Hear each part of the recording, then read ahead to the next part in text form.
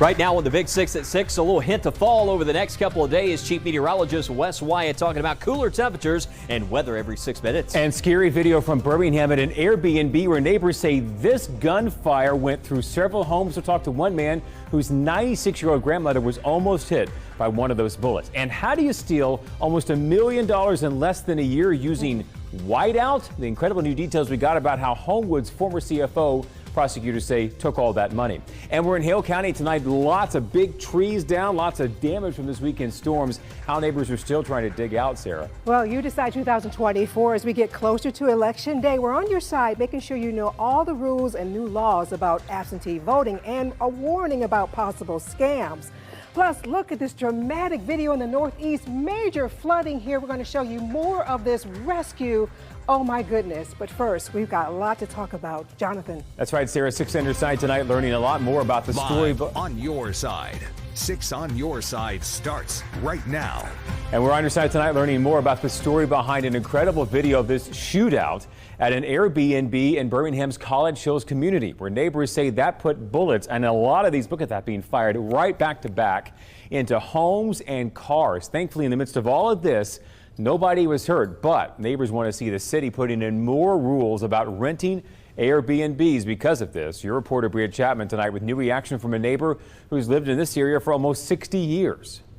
There was an argument that started first. After the argument, there was about 5 to 10 minutes of gunfire.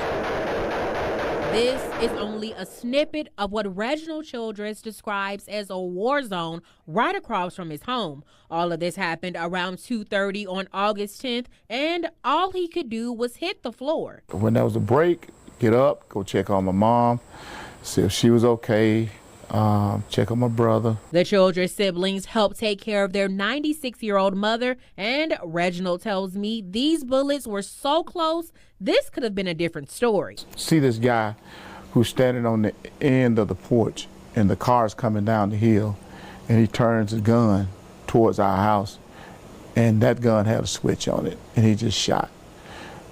It shot so fast. Like I said, bullets were coming through the house. Our neighbor, she's 90 years old. She celebrated her 90th birthday on that Monday, but she could have been gone. He says the violence is not something they're used to in his neighborhood. We moved here in 1965.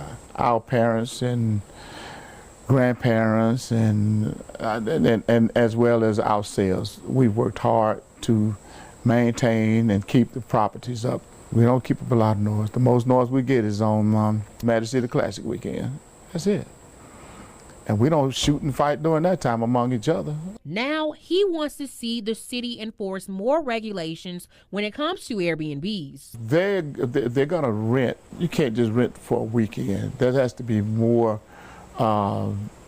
information on the individuals who are renting. There has to be an age. I don't know if there's an age limit or whatever. Young people to stop the violence, stop shooting at each other. Go party, but leave the guns at home.